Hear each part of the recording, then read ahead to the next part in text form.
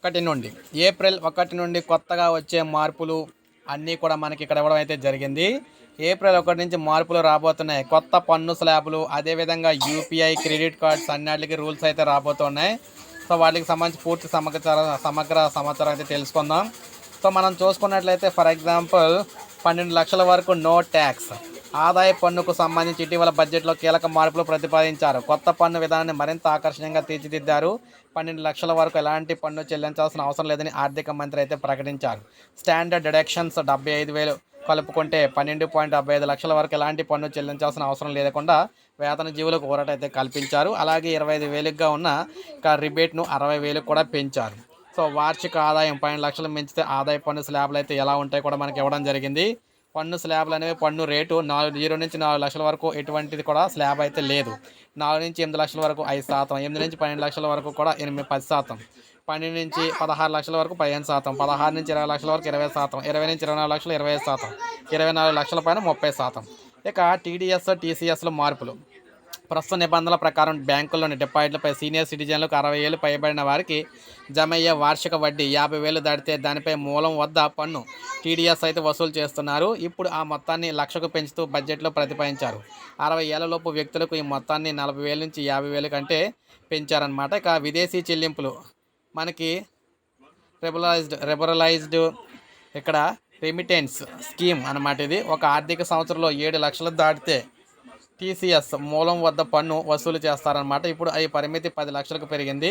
బ్యాంకుల నుంచి విద్యా రుణం తీసుకుని ఆ మొత్తాన్ని విద్యార్థి ఫీజు కోసం విదేశాలకు పంపితే ఇకపై ఎలాంటి టీసీఎస్ కూడా ఉండదు.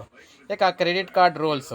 క్రెడిట్ కార్డులపై రివార్డులతో ఎస్బీఐ కార్డ్స్ కోత పెట్టింది. స్విగ్గీ, ఎయిర్ ఇండియా టికెట్ బుకింగ్పై దీన్ని లభించే రివార్డులను అయితే కుదించింది. SBI simply click credit card, Air India SBI platinum card, Air India SBI signature card హోల్డర్లకు వచ్చే ఏప్రిల్ నుంచి ఈ ప్రయోజనాల్లో కోత అయితే పడనుంది. ఇక ఎయిర్ ఇండియాలో విస్తారా విలీనం నేపథ్యంలో యాక్సిస్ బ్యాంక్ కూడా విస్తార క్రెడిట్ కార్డు రివార్డులను అయితే ఏప్రిల్ 10 నుంచి సవరించనుంది. ఆ తేదీన లేదా ఆ తర్వాత ఎవరైతే కార్డును రెన్యువల్ చేస్తారో వారికి ఎలాంటి వార్షిక ఛార్జీలు కూడా వర్తించవు. దీంతో పాటు కొన్ని ప్రయోజనాలను కూడా కోత పెట్టనుంది. ఐడిఎఫ్సి ఫస్ట్ బ్యాంక్ కూడా మార్చి 31 తర్వాత రెన్యువల్ అయ్యే విస్తారా కార్డులకు వార్షిక రుసుము కూడా తొలగిస్తుంది. ఇక ఆ నెంబర్కు యూపీఐ సేవల బంద్. ఇన్యాక్టివ్ లేదా వేరే వారికి కేటాయించిన మొబైల్ నెంబర్లకు ఏప్రిల్ 1 నుంచి యూపీఐ సేవలు అయితే నిలిచిపోబోతున్నాయి. ఈ మేరకు బ్యాంకులు, పేమెంట్ సేవలు అందించే ప్రొవైడర్లకు National Payments Corporation of India ఆదేశాలు కూడా జారీ చేసింది. అనధికారిక వాడకాన్ని, మోసాలను అరికట్టేందుకు ఈ నెంబర్లకు డీయాక్టివేట్ చేయాలని చెప్పి సూచించింది. ఇక యూపీఐ లైట్ వ్యాలెట్లో లోడ్ చేసిన మొత్తాలను మళ్ళీ బ్యాంక్ అకౌంట్కు పంపించే సదుపాయం కూడా ఏప్రిల్ నుంచి అందుబాటులోకి రానుంది. ఈ మేరకు పేమెంట్ సర్వీస్ ప్రొవైడర్లకు ఎన్పిసిఐ గతంలో సూచించింది. మార్చి 31 ప్రక్రియ పూర్తి చేయాలని కూడా ఆదేశించింది. అలాగే యూపీఐ లైట్ వినియోగించాలంటే ఇకపై యాప్ పిన్ను, పాస్కోడ్, అదేవిధంగా బయోమెట్రిక్ వంటివి ఉపయోగించాల్సి కూడా ఉంటుంది. ఇక యూలిప్స్కు ట్యాక్స్. యూలిప్స్లో పెట్టుబడులు పెడుతుంటే ప్రీమియం మొత్తం 2.5 లక్షలు దాటితే ఉపసంహరణ సమయంలో క్యాపిటల్ గెయిన్స్ ట్యాక్స్ చెల్లించాల్సి ఉంటుంది. ఇక 2025 బడ్జెట్లో ఈ మార్పును కూడా ప్రతిపాదించారు. ఇక వాత్సల్యకు పన్ను ఊరట. పిల్లల భవిష్యత్తు కోసం దీర్ఘకాలం పెట్టుబడి పెట్టాలనుకునే వారి కోసం తీసుకొచ్చిన ఎన్పిఎస్ వాత్సల్య పథకం కింద కొత్త వార్షిక సంవత్సరం నుంచి పన్ను మినహాయింపులు అయితే పొందొచ్చు.